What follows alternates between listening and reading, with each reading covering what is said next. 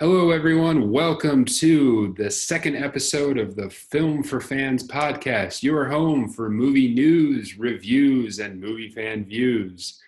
This is your podcast from movie fans for movie fans. I'm your host, Ryan Dunleavy, and I'm joined once again by my esteemed co-host, Rob Dunham. How you doing, Rob? Top of the evening to all of you. Very nice, very nice. So we got a great show planned tonight. So first off, we're going to be talking about some of the news items this week, and then we're going to get into some discussions, including discussion about, is Charlize Theron the best female action movie star right now? Then, of course, we will hit up our playlist, and we got some good items on the playlist and the watch list for you this evening. So let's jump right in. So seems like a weekly update. Can we just get our new segment sponsored by Syncope, because it's basically the Christopher Nolan news featuring Christopher Nolan at this point. Yes. So when we left off the podcast last week, we were all sad and disappointed to learn that Tenet had been completely removed from the movie schedule, with only vague hopes that it would get back on at some point in 2020.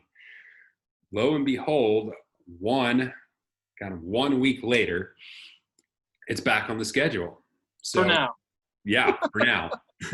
So we'll see what that means. I mean, everything right now with movies is constantly changing.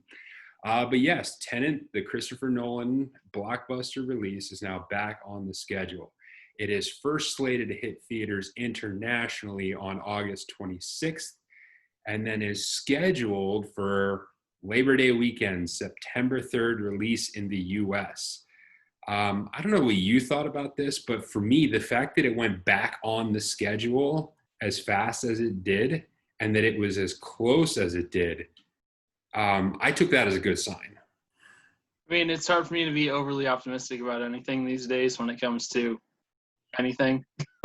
Yeah, I hear you. I hope it sticks to the schedule, and if it does stick to the schedule, I'm going to have to spend at least a minimum of a week hidden in a spoiler-free bunker, probably disconnected from the internet, because if this movie gets ruined for me before I see it, there's going to be consequences.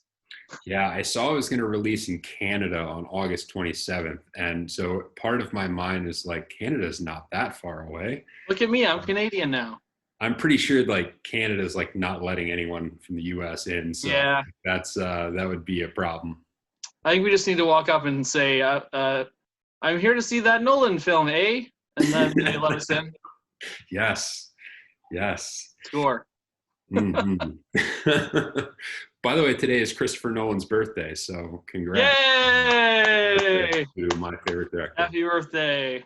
Hopefully soon after your birthday, we will get to see your new movie. So don't want to spend a ton of time on that, but I thought it was good news that it went back on the schedule, because it really sounded like we were going to be looking maybe late in the year at best. So we'll see. It may still end up. TM. What was that? That is some good news, TM. Yeah. So we'll take anything we can get in the positive category. And it looks like the rescheduled openings for the major theaters are now like August 21st. And there's some films scheduled to come out later in August. So who knows? We'll see what happens. But there we are. So in other news, there's a lot of news actually that came out of Comic-Con this past week. A lot of movie-related news, and I wanted to start with Zack Snyder and the Zack Snyder cut of Justice League, because I found this story hilarious. I just found this incredibly funny. So the history of the Zack Snyder cut of Justice League is this. He was originally the director on Justice League, the movie that debuted in 2017, and that film had a ton of production issues and script rewrites and a bunch of issues going the whole way through. And then Zack Snyder had to step out and drop out of the picture in post-production, tragically because of the death of his daughter. But Joss Whedon took over, and then once Joss Whedon took over, He led a bunch of reshoots, a bunch of recutting, changed the tone and tenor of the film. And when it released, it was a box office disappointment, which led to a whole bunch of fans online wondering what it would look like had Zack Snyder completed the film he intended. And so it became this kind of like internet viral sensation of release the Snyder cut, give me the Zack Snyder cut. And it was one of those internet jokes that nobody thought would happen until this year, when it was announced that the studio is going to let Zack Snyder come back in, recut, re-edit the film, and release a version of his film on HBO Max at the beginning of next year. So that's the backstory. Now, the story that came out of Comic-Con is hilarious because Zack Snyder went off a little bit on the Joss Whedon cut. By the way, did you know that Comic-Con was even happening virtually? Because I didn't until it was over. No, I didn't know that at all. And apparently there was all this angst about the fact that only tens of thousands of people were watching the panels on YouTube when I had no idea they even existed. Yeah, not great promotion there, Comic-Con. Yeah, they didn't advertise that too well. So Zack Snyder went off on the Joss Whedon cut. In fact, he stated that he is not going to use a single frame from the Joss Whedon version. So that's pretty radical. What did you think when you heard about Zack? I am very skeptical because Zack Snyder is also the person who did release his fully formed vision and made a movie called Sucker Punch. So not sure how much faith I have in him to produce a high quality, well written, organized film. I don't see it being some kind of revelation that makes it way better than what ended up coming out, because I just thought what came out was too flawed by itself. I don't think it can be redeemed, personally. I'm sure that some people feel differently about the Justice League, but I thought Justice League, Batman versus Superman were both incredibly disappointing. And I don't see how they can bandage over that and make it a great movie somehow. Yeah, I don't hate the Dawn of Justice as much as a lot of people do, but it is, I mean, it's hard to say that it's a great movie by any stretch of the imagination. But yeah, it's interesting. I think this may end up being one of those things where it's better off existing in people's minds as the what if Zack had done this, and then when you actually see the reality of it, that's gonna break the bubble a little bit. I don't know. I mean, they're spending 20 or 30 million to let him recut this and re-edit it and do all this stuff. So they obviously think that this is going to be worth something and it's going to be valuable. It will remain to be seen if there's enough to cobble together a great movie out of what they produced. I wouldn't be opposed to being proved wrong. I don't have a lot of hope for it out of the gate. Yeah, and how much shooting did they do for this movie that he feels like he can cut an entirely different version using none of the frames of the original movie? Like, how is that even possible? Jeez. And the one cool thing about it was that apparently he's going to put back in the black Superman suit. So the scene with black Superman suit. So that'll be something. Woo! Yes. So, but it's just kind of funny to watch one director go off on another director and just. They're not getting Christmas cards from each other this year. No, they're not. So the DC movies have been plagued by a lot of different things, and this is just another version of it. So, yeah, we'll see what happens, but it'll be a big release for HBO Max, and hopefully that will increase their subscriber base. Hopefully they'll have the Roku app by then, so I can actually watch it on my TV. Ah, yes. There you go. So, moving right along, another one that came out of Comic-Con was that Natalie Portman was doing an interview, and she talked about the upcoming Thor film, the new Thor film, Lord and Thunder. That was supposed to start shooting this summer, but obviously because of the pandemic, things got canceled. But she gave an updated schedule. It is due to start filming at the beginning of the year. And I, for one, am glad to have her back in the Thor series. I really enjoyed her character in the first two Thor films. And I don't know about you, but for me, the Thor movies for the MCU have been some of my favorites. I love the Thor movies. What are your thoughts? I have been a big fan of Thor. The only one that disappointed me a little bit was The Dark World, Mm-hmm. just because it seemed like it was a bit convoluted and not necessarily straightforward, easy to follow. It was the tone seemed a bit strange to me in that one, especially with Natalie Portman's character. But I have enjoyed seeing her in the films, and I love Ragnarok. I think that might be Yeah. probably my top three Marvel movies. Taika Waititi is a huge reason for that, and Mm. I'm as much as I'm not looking forward to the Zack Snyder cut of Dawn of Justice. I'm unfathomably, unreasonably looking forward to this movie, Love and Thunder, because of Waititi, Christian Bale, Natalie Portman. Just everything about this movie has me excited, Yes. and I Absolutely. have no reason to believe that it won't deliver on that. Yeah, and Waititi has proved to be a very competent director. I've enjoyed what he puts together. He's quite good, and his films have a lot of energy, and a lot of humor to them. So And I'm he's just able to pull off that irreverent sense of humor that makes the best Marvel movies just go up a notch. yeah, Like from his writing with the character he voiced himself, Korg, in Ragnarok, and just everything that he put in that film for humor. Just it's distinctive and it sets it apart from some of the other movies that have gone for a more serious tone. hmm yeah, for sure.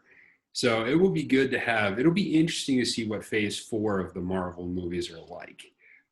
It'll be interesting to see where they go from here, because that huge, long 10-year project that culminated in Endgame was one of the greatest things that has ever been pulled off in the history of cinema, to tie together that many characters and that many films over that length of time.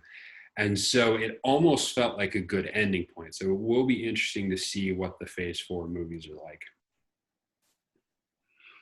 Okay.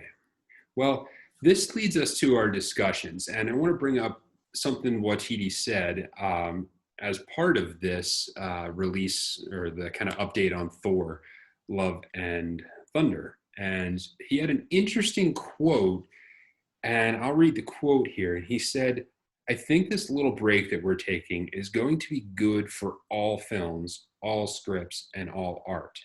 Of course, the break referring to the pandemic and how nobody is shooting movies at the moment. And I thought that was really interesting. I thought that was an interesting take, that it's going to be good for movies, that everyone kind of paused, stepped back, and stepped away from things. So, what do you think? Do you think this break will have a positive impact on the movie industry? Or do you feel differently? Where do you land on that? I think there's an analogy to be made between sports and the movie industry here, and I think that you're looking at the same argument that you might hear on sports radio when it comes to this. That it might be strictly a benefit to be away from this amount of time, to allow yourself to rest, relax. I guess for writers that would involve relaxing their thought process, not having to be so stressed or having to churn stuff out, but having some time to sit back and do things they're passionate about. But then on the other side of things, you could make the argument that the best content comes out of that kind of situation, and being forced to continually hone your craft and be working on it and being creative and coming up with solutions to make things work. So I'm not really certain where I fall. on the issue. I think I would lean towards what he says. Probably a higher percentage. That I think it gives people some freedom to think about different avenues, different stories, different methodologies they could use when they're writing or directing or acting. I'm sure a lot of them are dying to get out there and just do what they do. Yeah. Mhm. Yeah, I'm also uncertain. The closest thing I could remember to kind of bring up as an example would be a number of years ago when there was the writer's strike. And so you had a number of things when the writers were on strike for a while. A number of TV shows and movies, A, got rushed into production, and B, on the backside, had to get rushed out to release because stuff has been hanging in the wind. You could definitely see a drop in quality. There was a definite drop in writing in movies and TV shows because you could tell that things were rushed to get out. And so it will be interesting to see. I think the first few movies, I mean, they're building up a storehouse of movies that are ready to be released at this point. But I think it will be interesting what happens when they begin shooting things again, whether studios will rush stuff back into production and all of this kind of break will have been for naught because the studios will want to rush everything and get everything out in time, or whether they've been producing quality content in terms of the writing. I mean, if the writers have been sitting around for the past few months just working on making their scripts better, I think you could really see an uptick, which would be fantastic because I think we could certainly use better written movies. I can't argue with that. Yeah. Okay, so another part of the Comic-Con storyline, there was a panel basically honoring Charlize Theron about how great she is in action movies and how many she has been in. So that led me to consider a question, and we're going to discuss this for a few minutes here. Is Charlize Theron the top female action star in the modern era? In this kind of iteration, this generation of movies, is she the top star? So lately, what we've seen is she's been in a ton of action movies. I mean, you have Mad Max Fury Road. She was in The Fate of the Furious. She was in Prometheus. She was in Aeon Flux, Atomic Blonde, and The Old Guard, which we're going to get to later. And some of these she's been in the main starring role, and some of these she's been one of the high-end secondary characters. But she has really built up quite a lot of action movies in her repertoire. So what do you think? Is Charlize Theron the top action movie star right now, or do you have other candidates? Well, I think she might be, but I was thinking about the question, and besides Helen Mirren in Red, I think that one person that might have a say in the discussion would be Emily Blunt. Mm. I think the way that Emily Blunt approaches action movies is slightly different, Yeah. maybe than what Charlize Theron is doing. You think about Sicario, where she plays really like a very tortured person, just mentally, who's just struggling with having to do what needs to be done in her role. But she's still in an action role, but it's very much that tortured mental angst kind of, which I think we also saw in A Quiet Place, because the movie goes through and you don't necessarily see her as the main protagonist or the main protector, but by the end of the film, she's kind of taken over that role. I'm not going to say too much spoiler-wise in case anyone hasn't seen it yet. But that's carrying over into A Quiet Place Part 2 that's coming out. Yeah. And then I also thought about Live, Die, Repeat / Edge of Tomorrow / whatever the heck they want to actually end up deciding to call it. And she's definitely like the main action hero superstar in that universe, in that world. Like they have billboards up to her. She is the main person. She's the focus of everything. And it's interesting, even contrasting with her, with Charlize, that I don't think either of them are necessarily like these physically imposing, like scary people. They're just good actresses. Yeah. And they've been willing to stretch themselves and take on these kind of roles. Um, Theron has obviously done other kinds of roles too, like Monster and Mhm. other things where she's really delved into more the psychological end of things and acted. But she's also done these things, and it's interesting to see all the kinds of different roles she's taken on, and the fact that she has taken on more of these action roles as she's gone along. Yeah, it's interesting, and I think bringing up Emily Blunt is a great foil to this too, because I think she does have a mantle, and she does have a case for being one of the top. Well, she's definitely one of the top, but she has a case for being the top. I mean, you can also factor in Looper, was another Mm-hmm. great time travel sci-fi action movie. So she has quite a resume as well. It's interesting with Charlize is that I think a lot of her action roles have been kind of similar in that she plays like the lone, almost, especially the ones where she's the star, is she plays this kind of lone wolf character who is no nonsense, um, kind of um, imposed upon, who just will not take any crap and really just, hey, let's get the job done, let's do what needs to be do. I unflappable. So you see that in Mad Max, you see that in Atomic Blonde, you see it even in the Old Guard. So I think there's a similarity to her roles that makes her really good at that. I just, you know, you were talking about the physically imposing nature and how that neither one of these actresses are particularly imposing. I cannot think of that without thinking about Atomic Blonde. She Mm-hmm. gets absolutely beat up to oblivion in Atomic Blonde. And that's almost one of the criticisms of that film is that it's hard to believe that a woman could take that much punishment and still be ticking. I mean, Yeah. anyone, seriously, anyone could take that much punishment. It's crazy.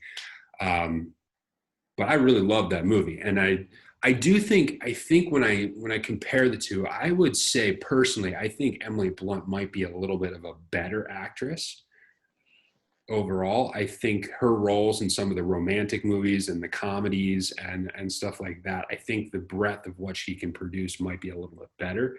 But in action, in terms of action stars, I think if we're going to go based on purely on resume, Charlize might take the cake on this. But Emily Blunt's also a little younger too, so I think there is certainly a role for her to eventually end up at the top of this role. So we'll I see what. think it's also interesting that when you look at action movies in general, uh, there seem to be a lot more guys who are just kind of straight up action stars.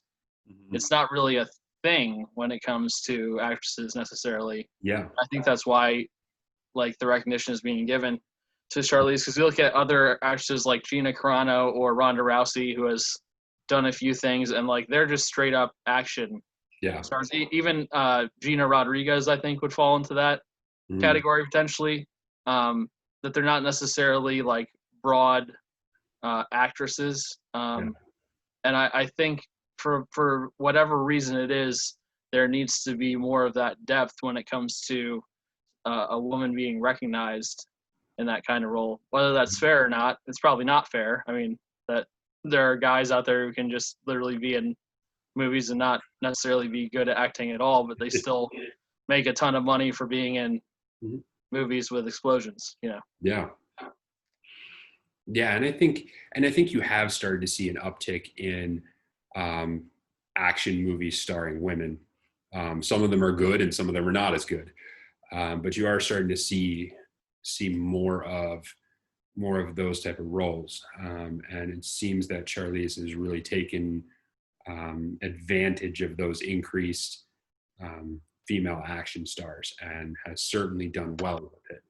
And her characters are really dynamic in terms of their believability, I think, in action.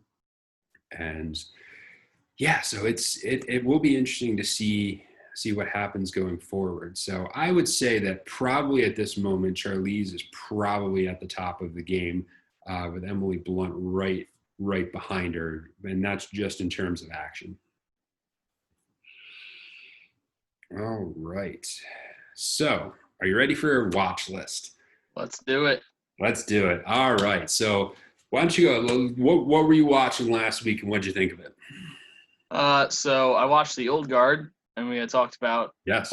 watching that, and so this is interesting because we haven't had this conversation pre-recording, and we would usually probably have this conversation Yes. pre-recording, so I know what's coming, and I don't look like an idiot. But so I'll start at the beginning of the movie, and I would venture to guess that very much like me, after about 10 minutes of the movie, you were like, "This is stupid."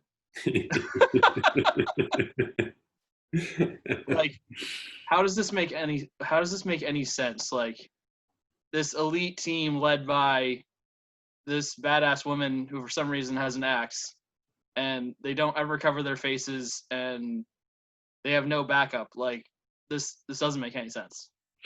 Like, what's going on here? And then everything changed about 10 minutes in the movie. And I are we giving spoilers here, or? Let's give a spoiler warning first. Yes, we are going to talk about The Old Guard now, and we are going to give away a few spoilers. So if you have not seen it and would like to, then skip over this. We'll count down from three. 3, 2, 1. Okay, spoilers of The Old Guard are coming. Okay.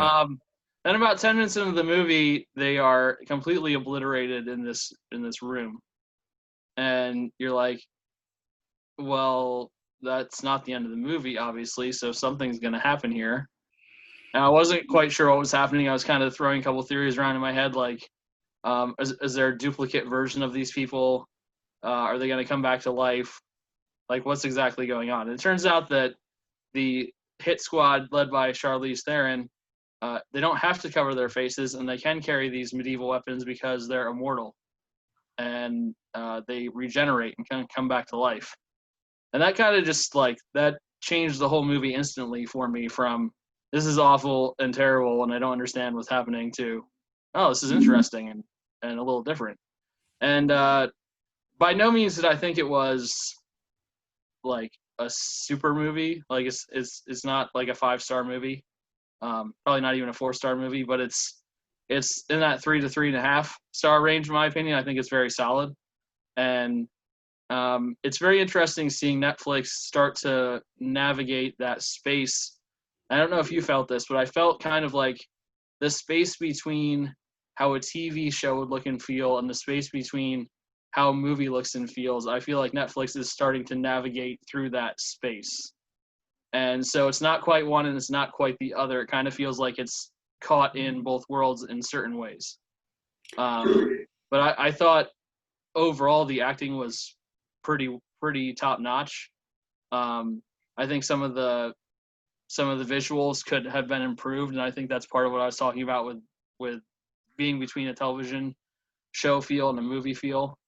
But I saw progress in kind of what they're going for as a studio with the movie, and I thought Theron was very, very well done in the movie.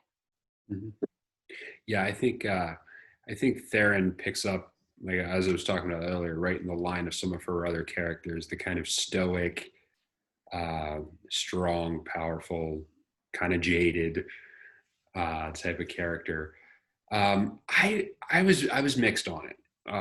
I thought there were some real positives to come out of it, and I guess I'll start with some of the positives. I do think some of the acting was quite well done. There were interesting elements to the story. The concept of people who are relatively immortal, and led to some interesting scenes where people are intentionally getting shot or intentionally killing themselves because they know they will be revived and they will get back up. And whenever you play with that immortality versus mortal dynamic, you can always create some interesting elements. And I thought they delved into that a little bit. some of my main one more thing I really liked about it is I liked what they set up as the kind of the bad guy philosophy versus the good guy philosophy.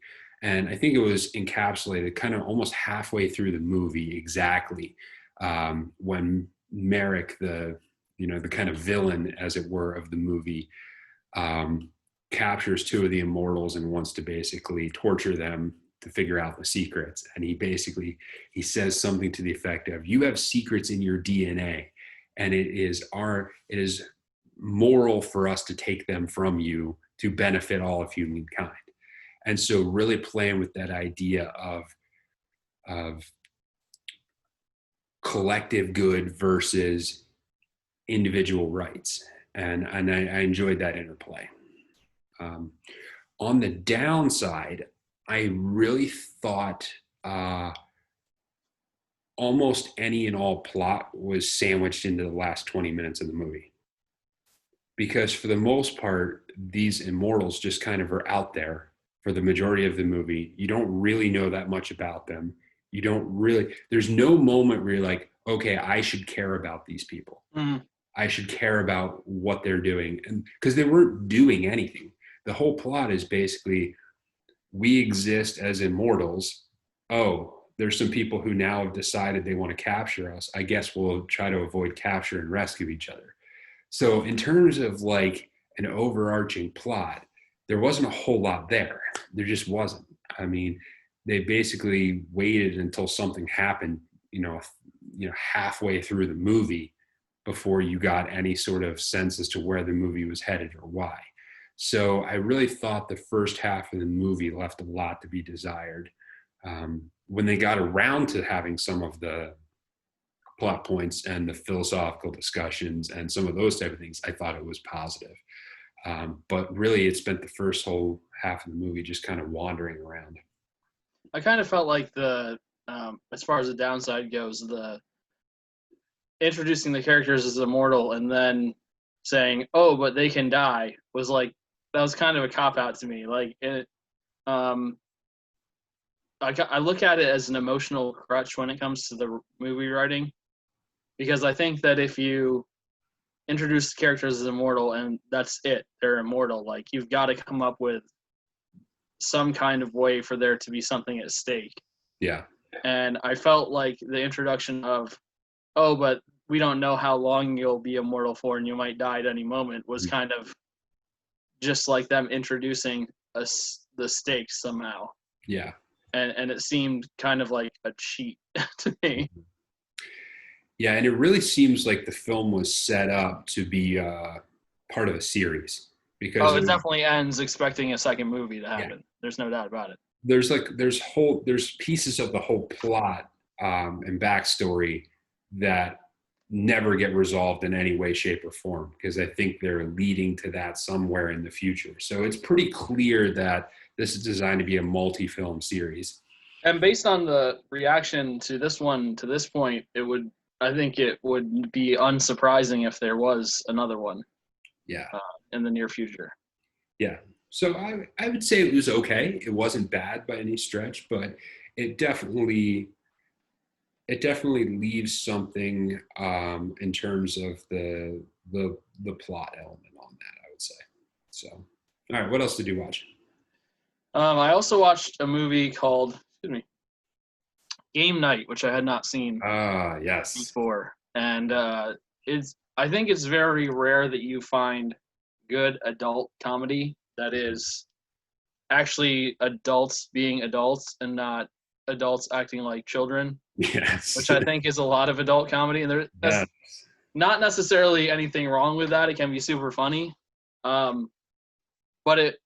that's what I saw when I watched Game Night. I saw a movie with adults acting like adults, and like them being scared like how adults would be, and them being arrogant or blind to what's actually going around them like adults would be, and setting themselves up for surprise and bad things happening. Mm-hmm. Like I think a lot of us would if we were in a similar situation. And I didn't know a whole lot about the movie before I saw it, and I thought it was very well done, very funny, very tightly written, and well acted. And I think they disguised the plot just enough. You kind of had an idea of what was happening, but I think they disguised the why it was happening pretty well until near the end of the movie. And I gotta say, I'm assuming have you seen this movie? Yes. Mm-hmm. The character of the police detective, Yes. the deadpan police detective, might that might be one of the funniest characters I've seen in any movie, and it's because he is so not funny. Yes. That it makes him hilarious. Mm-hmm. Because he makes everyone uncomfortable, and all he wants to do is be somebody's friend. And he just says the most absurd, like they're absurd things, but they're just like blatant, like facts about the other people's lives. Like when they're bringing the groceries in, oh, I see you have 3 bags of Tostitos scoops. Interesting. Like, Yeah. I thought he was great in that smaller role that he played. Yeah, I think it is probably the best comedy I've seen in the last few years. There haven't been a lot that have come out that have been really good, but that was probably the best one in the last few years. And Jason Bateman and Rachel McAdams are awesome. Yes. And Kyle Chandler is also quite good in it too. I mean, the acting is pretty top notch across the board, I would say, especially for a comedy. Yeah. Yeah, for sure. Anything else? I also watched Serenity, which is the follow-up movie to the TV show Firefly, Yes. which I had never watched all the way through until this last week. And we finished the last episode, and I watched the movie. And it's funny that we were talking about Zack Snyder being mad at Joss Whedon before, because Joss Whedon is back again. And in some ways, he was faced, I think, with an impossible task to try and not only wrap up what he had done with the TV show, but also introduce people who had not seen the TV show. And I was really wondering how he was going to accomplish that, and if he was even going to address it. And they do spend the first probably 10 minutes of Serenity kind of setting the background and the stage of what's actually going on. So it's really interesting because if you haven't seen the TV show, you actually know what's happening in the movie. But if you have seen the TV show, it's kind of like you've read the book that came before the movie. So like you're at the same level, but you have a deeper level of understanding of what all is happening in the interplay between people. And it's funny how I also talked about earlier the difference between how a TV show is presented and how a movie is presented.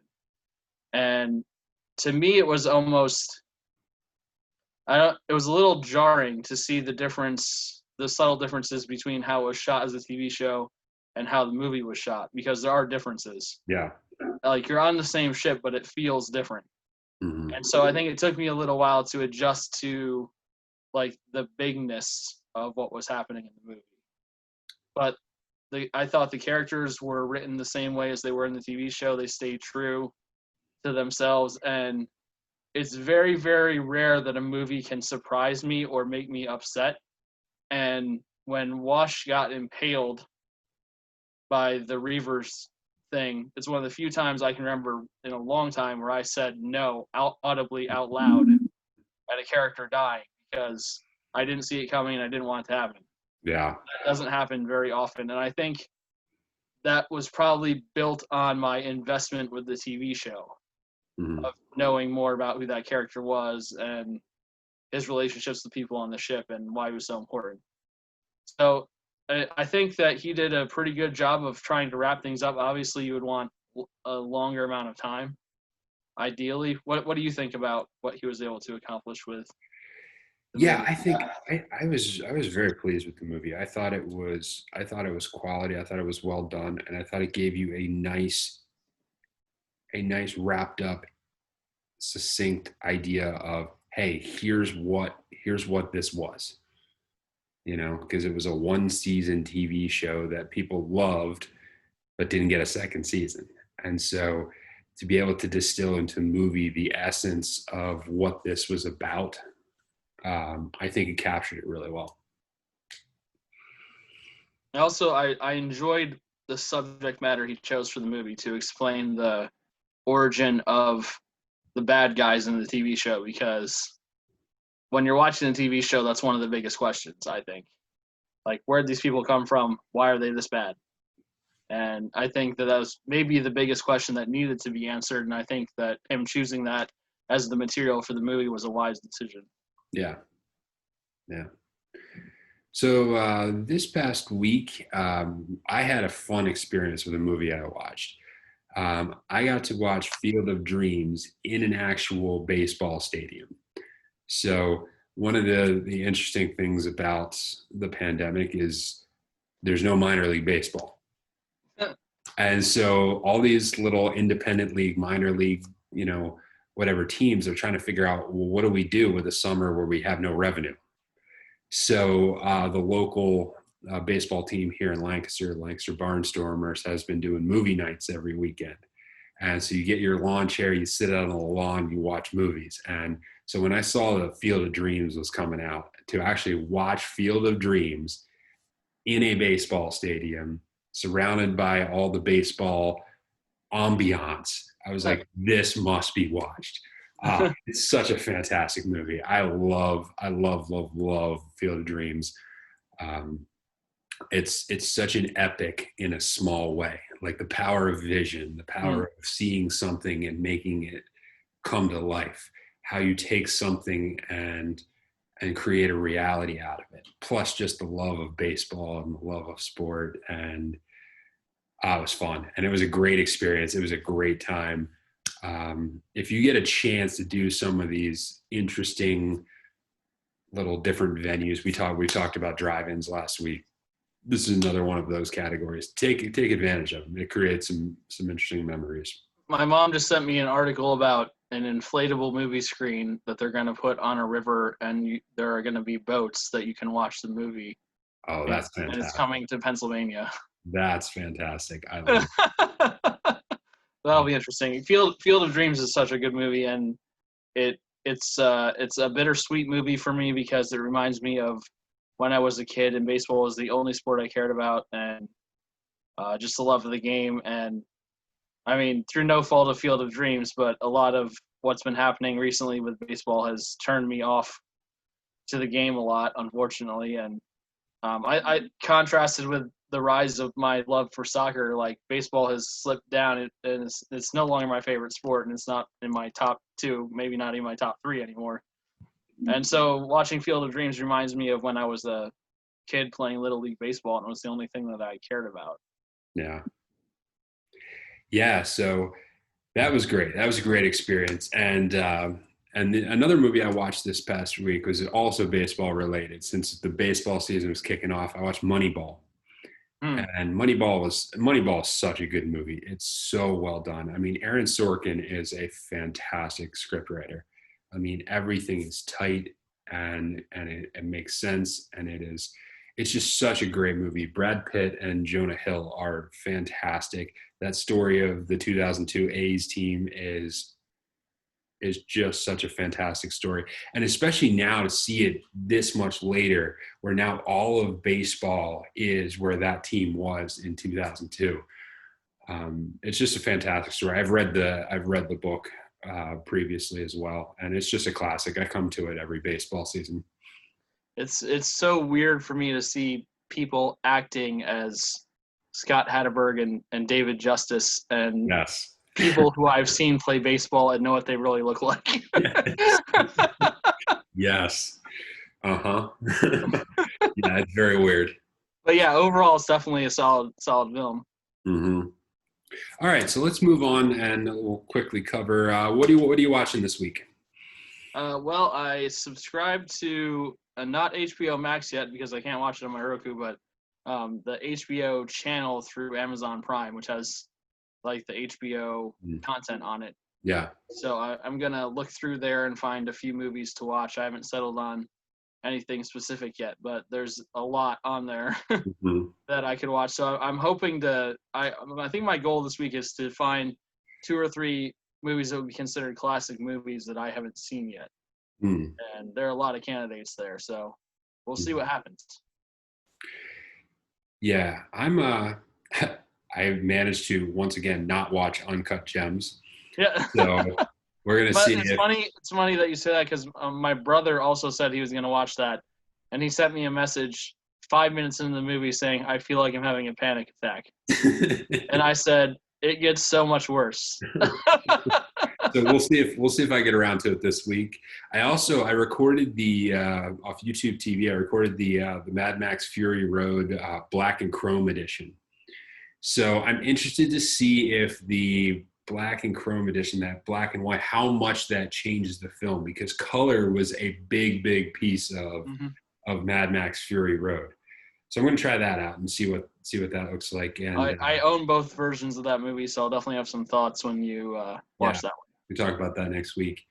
And last week, I downloaded the new Peacock app, and so they had the Bourne movies on there. So I watched the first two of the Bourne movies. So I will probably do the Bourne Ultimatum also this week to wrap up the original trilogy. Jason Bourne is a stud. For sure. You don't want to make him angry. No, you won't like him when he's angry. All right, that's a different character. Okay. Matt Damon. That's another movie altogether. Hey, we just love movies so much we can't only mention one. We got to reference at least three. I think at this point that certainly means we're getting ready to wrap up here. I think we're both a little tired. I think we're at that point. But thank you for checking out the podcast. So we'll encourage you to subscribe to the podcast. It's on iTunes and Stitcher and Spotify and all the major podcast apps. So subscribe, share the podcast, tell your friends about it, leave us a review. We would love to hear what you think about the podcast. And until next time, have fun at the movies. Keep rolling that film.